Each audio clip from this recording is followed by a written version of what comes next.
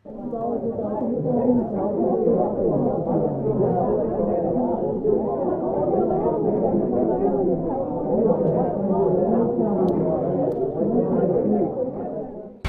ang pakay, ang layunin ng party list na ito ay baliktarin lahat ng mga proyekto ko. Tinatamasa nila ang aking pagkapalpak. Gusto niyo ba ibalik ang lahat ng mga pinagtrabaho ko? Kaya ako naghihingi ng paumanhin sa aking mga kalaban sa politiko. Sapagkat gusto ko lamang isakatuparan ang aking pangako na maibigay sa inyo ang nararapat para sa minamahal kong sambayanan. At ayun ay Maginhawang kabuhayan para sa bayan! hindi ba't para sa inyo ang lahat ng mga proyekto ko, mga agenda, ang mga layunin ng aking administrasyon. Para ito lahat sa inyo.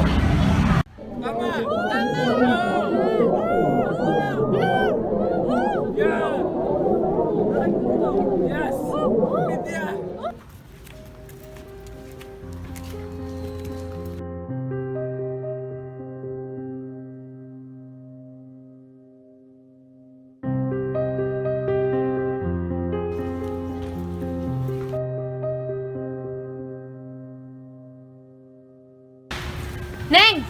Neng! Pwede palimos? Pambili ng gamot? Po kayo nanlilimos. Wala po ba kayong trabaho? Wala po eh. Sige na, Neng. Pang gamot lang. Di ba may libreng gamot dun sa barangay? Sus, pang mayayaman lang yun eh. Ay, hindi po. Sabi pa nga ni Presidente para daw yan sa lahat. Ay, hindi na. Hindi kami nabibigyan ng ganyan eh. Di masking piso, wala. Parang hindi po nasabi. Nasubukan niyo na po bang lumapit? Nasubukan ko na yan dati eh. Pinusasan lang kami. Sabi, may libreng tulong daw. Pero wala kaming napala. Hindi po totoo yan. Sabi pa nga ng Presidente. Neng, saka mo lang ito maintindihan pag nilagay mo ang iyong sarili sa aming sitwasyon. Sige po, Nay.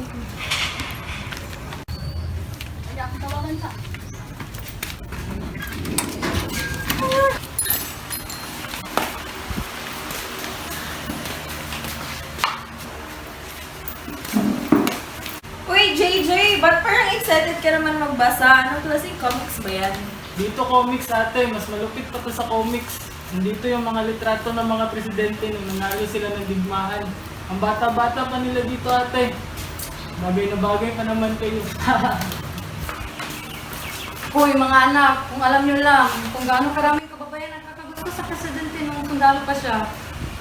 Parang gusto na siyang kainin ng buhay. Huh? Parang ang layo naman na eh. Ang layo naman ng mukha niya sa mukha niya noon. Tsaka may narinig pa ako na talo na tayo sa ligmaan noon. Hoy, sino nagsabi niyan? Sino nagsabi na kabalastugan na yan, ha? Kalimutan mo yan, ha? Pinapahamak mo yung pamilya natin. Kami ng kapatid mo. Naintindihan mo ba? Sige na eh. Maano pa ako bukas. Josie, ito nga pala ang sweldo mo ngayong buwan.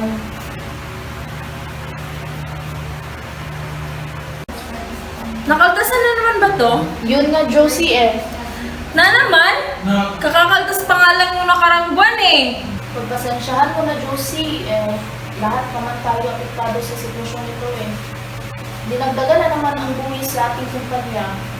Di naman tayo tulad ng mga internasyonal tulad ng Modex at Naspi. Bakit kaya iniinitan tayo? Mga lokal lang naman tayo na kumpanya. Dapat nga sinusuportahan, di ba? Pulo kayo dyan, tag 350, 250.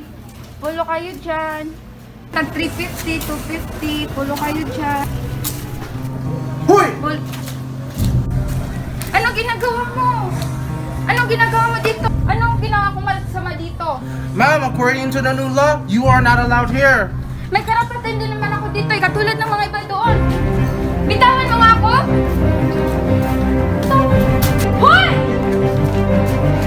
Anong ginagawa mo? Police ako! Ah! Bakit ka nananakit? Dapat ka pinupro